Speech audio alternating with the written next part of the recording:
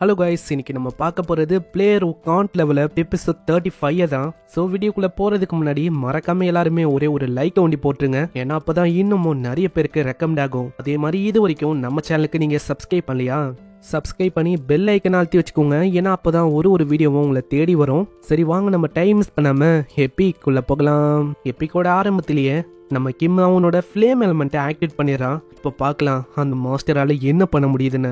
அங்க கிம் எப்போ இந்த ஃபார்முக்கு வரானோ அவனோட பவர் பல மடங்கு ரொம்ப அதிகமாயிடும். அங்க கிம்முக்கு இந்த விஷயம் தெரிய வர ஆளு படு வேகமா அங்க போய் தாக்க ஆரம்பிக்கிறான். கிம்மோட அட்டாக்கும் படு வேகமா அது மேல பட ஆரம்பிக்குது. இருந்தாலும் அந்த மாஸ்டருக்கு அவளைக்கும் எதுவுமே ஆகல. கிம்முக்கும் இப்பதான் புரியுது இந்த மாஸ்டர் ஹீட்டா ஒண்டி இல்ல, அது கூடவே அந்த மாஸ்டரோட பாடியும் பல மடங்கு ஹார்டா இருக்கு. இப்படி இருக்கும் போது ஆமா மாஸ்டர், இதுக்கப்புறம் நீங்க என்ன பண்ணலான்னு இருக்கீங்க? ஏன்னா உங்களோட அட்டாக்ஸ் அது பல மடங்கு அது மேல ஸ்ட்ராங்கா தான் இருக்கு. அப்படி இருக்கும் போதும் அது மேல எந்த விதமான பாதிப்பும் ஏற்படுற மாதிரி தெரியல. அவ்வளவுதானே. இப்படி இருக்கும் போது என்கிட்ட இன்னொரு வழி இருக்கு, அதுதான் இது. இப்படின்னு ஆளு பைண்டிங் அங்க பயன்படுத்துறான். மாஸ்டர் மேலேயும் பைண்டிங் அப்படியே சுத்திக்குமா.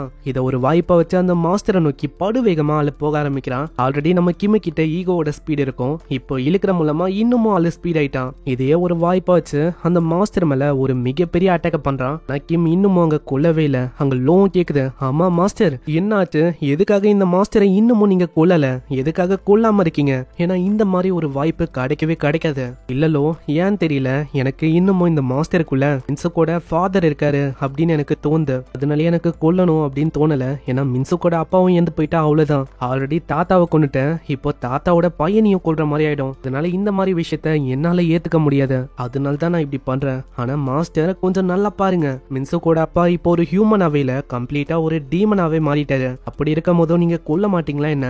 இப்படி கிம் கூட எலிசாவும் லோ அவங்க பேசும்போது இது அந்த மாஸ்டர் ஒரு வாய்ப்பா பயன்படுத்தி முதுகுலயே ஒரு பயங்கரமான அட்டாக் பண்ணு. அட்டாக்கோட இம்பாக்ட்ல நம்ம கிம் பல தூரம் அப்படியே தள்ளி போய் விடுறான். நல்ல வேலை நம்ம கிம்முக்கு அவளுக்கும் பெருசா எதுவும் ஆகல. ஆனா இப்போ எனக்கு புரிஞ்சு போயிடுச்சு, இதுக்கு மேலேயே இந்த மாஸ்டரை விட்டு வைக்க கூடாது. இதே மாதிரி போச்சுன்னா இந்த ஆர்மருக்கு ஆனதை விட என்னோட நிலைமை ரொம்ப மோசமாயிடும். அதனால நான் ஃபர்ஸ்ட் செக் பண்ணும் இவன் யாருன்னு. இந்த ஹீரோ அவனோட டிமானி கையை ஆக்டிவேட் பண்றான். அங்க ஆக்டிவேட் ஆன அடுத்த செகண்டே அங்க ஒரு பேரும் தெரியுது, ஃபயர் ஜெயின்ட்னு. அப்பனா இது உண்மையிலேயே ஒரு மாஸ்டர் தானோ? ஏன்னா நான் தான் தேவையில்லாம இது மின்சுக்கோட அப்பா அந்த வயசானவரோட பையன் அப்படின்னு நான் யோசிச்சுன்னு இருக்கேன். டீமன் பொண்ணு ஆல்ரெடி சொன்ன விஷயம்லாம் இவனுக்கு ஞாபகம் வருது. வெறுமா கண்ண மூடு, இமேஜின் பண்ணு, உனக்கு தன்னால தெரியும் டிமானி கையோட பவர் இதுதான், உன்னால எதையும் பண்ண முடியும். எனக்கு இப்போ தெரிஞ்சு போயிடுச்சு இது ஒன்னும் மின்சுக்கோட அப்பா இல்ல. அதனால இதுக்கு மேலேயும் நான் தயங்காம இதை கொல்லலாம் நினைக்கிறேன். அந்த மாஸ்டர் பஞ்சஸ் வச்சு தாக்குது. இந்த இடமே புக மூட்டமாயிது. இதை ஒரு வாய்ப்பா வச்சு அப்படியே ஆளு தோல்ல குதிச்சு வானத்துல குதிக்கிறான். இந்த மாஸ்டர் அப்படியே தான் பார்த்துன்னு இருக்கு. நம்ம ஆளு என்னதான் பண்றான் அது தெரியல. ஆனா ஆளோட பிளானே அங்க வேற. அப்படியே தூரமா போற மாதிரி போயிட்டு தூரத்திலேயே டெத் அந்த ஸ்கில்லை யூஸ் பண்ணி ஒரே அட்டாக்ல அதோட கதையை முடிக்கிறான். அதனால அதோட கதையை முடியுது. மிகப்பெரிய எக்ஸ்ப்ளோஷனும் ஏற்படுது. அந்த இடம் முழுக்க அப்படி பத்திங்கன்னு எரியுது. நம்ம மின்சுக்கோட அப்பா அவரோட ஹியூமன் ஃபார்மையும் காட்டுறாங்க. அவரோட நிலைமை ரொம்ப மோசமா இருக்கு, ஒரு சாகுற நிலைமையில இருக்காரு. அந்த இடத்துல நம்ம கிம் பாக்குறான். ஆமா நீங்க ஓகே தானா? அவரோட பேரை பத்தி எல்லாம் சொல்றாரு. அவரோட பேரு, அவரோட தாத்தாவோட பேரு இதெல்லாம் நம்ம கிம்முக்கு நல்லாவே தெரியும். ஆனா அதுக்கப்புறம் தான் ஒரு வார்த்தைய சொல்றாரு, நான் தான் டிசெண்டன்ட் ஆஃப் பைமான். இதை கேக்குற லோவும் சொல்லுது, எனக்கு அப்பயே தெரியும் அதுதானு. ஆமா லோ, உனக்கு இது தெரியுமா என்ன? இல்ல அந்த பைமான் அது ஒன்னும் அந்த அளவுக்கு இம்பார்ட்டன்ட் இல்ல. உன்கிட்ட இன்னமும் இன்ஃபர்மேஷனை கேளு, முக்கியமா ஆந்திரோஸ் அவனை பத்தி கேளு. கேம் ஆந்திரோஸ பத்தி உனக்கு என்ன தெரியும்? ஆந்திரோஸ பத்தி எனக்கு சொல்லு. நீ ஒன்ஸ் அந்த கார்வன் கில்ட ரீச் பண்ணிட்டா உனக்கு எல்லாமே தெரியும். ஏன்னா அங்க ஆந்திரோஸ உன்னால மீட் பண்ண முடியும் இப்படின்னு அவரு பேச முடியாத நிலைமையில அங்க பேசின்னு சொல்றாரு. அங்க லாஸ்டா அவரு சொல்ற வார்த்தையும், ப்ளீஸ் என்னோட மின்சுக்க நல்லா பாத்துக்கோ அப்படின்னு அவரு சொல்லும் போது நம்ம ஹீரோக்கு ரொம்ப கஷ்டமா இருக்கு. நான் அந்த வயசான தாத்தாவும் இதே மாதிரிதான் கடைசியா மின்சுக்க பாத்துக்கோ அப்படின்னு தான் சொன்னாரு. இவரும் அதே வார்த்தையை தான் சொல்றாரு, தயவு செஞ்சு என்னோட மின்சுக்க பாத்துக்கோன்னு. வேற வழி இல்லாம தாத்தாவை எப்படி ஒரு ஈகோ ஃபிராக்மெண்டா மாத்தினான், அதே மாதிரி இவரையும் அங்க அதே மாதிரி பண்றான். அங்க கேனபிலிசம் அது ஆட்டோமேட்டிக்கா ஆக்டிவேட் ஆகுது. அந்த இடத்துல இவரும் ஒரு ஈகோ ஃபிராக்மெண்டா மாறுறாரு. ஹே லோ, எலிசா எனக்கு ரொம்ப கஷ்டமா இருக்கு. ஏன்னா அந்த வயசானவரையும் கொன்னுட்டேன், அது போக அவரோட மகனையும் நான் கொன்னுட்டேன். அதனால ஏன் தெரியல ஏதோ நெஞ்சுக்குள்ள ஒரு மாதிரி உறுத்துற மாதிரி இருக்கு. ரொம்ப கில்ட்டா எனக்கு ஃபீல் ஆகுது. இல்ல மாஸ்டர், நீங்க எதை பத்தியும் யோசிக்காதீங்க. உங்க மேல உண்மையை சொன்னா எந்த விதமான தப்பும் இல்ல. உங்களோட நிலைமை அப்படி இப்படி பண்ற மாதிரி ஆயிடுச்சு. வேற வழி இல்லாம தானே நீங்க இப்படி பண்ணீங்க. சீக்கிரமா அந்த காஃபின்ல இருக்க அந்த பையனையாச்சும் காப்பாத்துங்க. இன்சுக் அந்த பையனை எப்படியாச்சும் வெளியில கொண்டு வாங்க. ஆமா ஆமா, அந்த பையன் வர அந்த காஃபின்ல தான் இன்னமும் இருக்கான். ஆனா எனக்கு இன்னமும் தெரியல இந்த பையனை எப்படி காப்பாத்துறதுன்னு. ஏன்னா போன வாட்டி அந்த பேரியரை வெறுமா அந்த ஹேமரை வச்சு நான் ஓபன் பண்ணிட்டேன். ஆனா இது எப்படி பண்ணணும்னு எனக்கு தெரியலையே.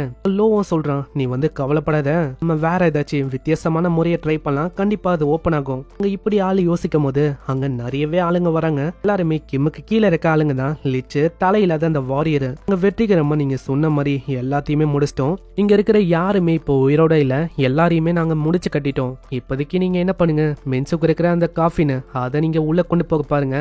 மீதி விஷயத்த நம்ம அப்புறமா பாத்துக்கலாம். அதே மாதிரியே அந்த ஸ்கெலிட்டன் வாரியர்ஸும் அவங்க பந்த இந்த சைடு ஒரு சவுண்ட் கேட்கும். அங்க யாருன்னு பார்த்தா நம்ம கிம்மோட பழைய ஃப்ரெண்டு. ஞாபகம் இருக்கா, ஃபர்ஸ்ட் எபிசோட்ல இந்த காப்ளின் அழிக்க தான் ரொம்ப கிம் கஷ்டப்படுவான். ஹேய், இது நீதானா? உன்னை பார்த்தே ரொம்ப நாள் ஆச்சு. நம்ம ஹீரோ இப்படி சொல்லும் போது ஏன் தெரியல பின்னாடி பயங்கரமான எனர்ஜி எல்லாம் ஃபீல் ஆகும் போல. இந்த காப்ளின் தலை தெறிக்க ஓட ஆரம்பிச்சது. என்ன ஆச்சு, இது எதுக்கு ரொம்ப வியர்டா ஆக்ட் பண்ணு? ஏன்னா போன வாட்டிலாம் என்ன பார்த்தாலே போதும் பயங்கரமா தாக்க ஆரம்பிச்சிடும். எனக்கு தெரிஞ்சு உங்க கிட்ட இருக்கிற பவரை அது சென்ஸ் பண்ணிருக்கும், அதுக்கு புரிஞ்சிருக்கும் கண்டிப்பா உங்கள மாதிரி ஒரு பர்சனை தோக்கடிக்க முடியாதுன்னு. அப்படியாலோ, நீ சொல்றதும் கரெக்ட் தான். சரி, இதோட கதையும் முச்சலாம். உங்க கீழே குட்டியுண்டு ஒரு கல் இருக்கும், அதை எடுத்து வெறுமா ஒரே ஒரு அடிதான் அடிக்கிறான். அது வெறுமா அதோட மண்டையில தான் பார்த்து அதுக்கே அதோட கதை முடிஞ்சது. இப்படி பண்ணும் போது ஏன் தெரியல எனக்கு ரொம்ப ஃபன்னா இருக்கு. நான் உண்மையா சொன்னா இப்பதான் எனக்கு தெரியுது நான் எந்த அளவுக்கு ரொம்ப ஸ்ட்ராங் ஆயிட்டேன்னு. இப்படி சொல்லும் போது திடீர்னு ஒரு ஒலி நம்ம ஹீரோவோட கண்ணை நோக்கி வரும்.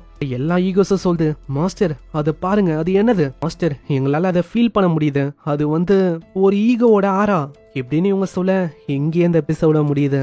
ஸோ இந்த எபிசோடு உங்களுக்கு பிடிச்சிருக்கும்னு நினைக்கிறேன். பிடிச்சிருந்தா ஒரே ஒரு லைக் ஒண்டி போட்டுருங்க. ஸோ இந்த மான்வாக்கு முடிஞ்ச அளவுக்கு நீங்கள் லைக் அதிகமாக போடுங்க. நான் அப்போ தான் நிறைய எபிசோட என்னால் கொண்டு வர முடியும். ஆல்ரெடி பெருசாக ஒன்றும் வியூஸ் போகலை, ஏன்னா இதுக்கு நிறையவே சாப்டர்ஸ் இருக்கு. ஸோ உங்களோட சப்போர்ட்டை கொடுப்பீங்க அப்படின்னு நம்புறேன். ஸோ மறக்காம லைக் எல்லாருமே போட்டுருங்க, ஏன்னா அப்போ தான் இன்னமும் நிறைய பேருக்கு ரெக்கமெண்ட் ஆகும். இதுக்கப்புறம் தான் கதை உண்மையிலேயே வேற லெவலில் போகும். ஏன்னா நம்ம ஹீரோ ஏதோ ஒரு ஈகோட ஆராவை பார்த்தான். அது என்ன விஷயம், நம்ம மென்சோட தாத்தாவையும் கொண்டுட்டான், நம்ம ஹீரோ தாத்தாவோட பையனையும் கொண்டுட்டான். அதுக்கும் மேல அந்த ஆந்திரோஸ் அவன் யாரு என்ன எல்லாமே நம்ம நெக்ஸ்ட் எபிசோட்ல பார்க்கலாம். நான் உங்களை நெக்ஸ்ட் எபிசோட்ல சந்திக்கிறேன். தேங்க்யூ ஃபார் வாட்சிங். சைனரா.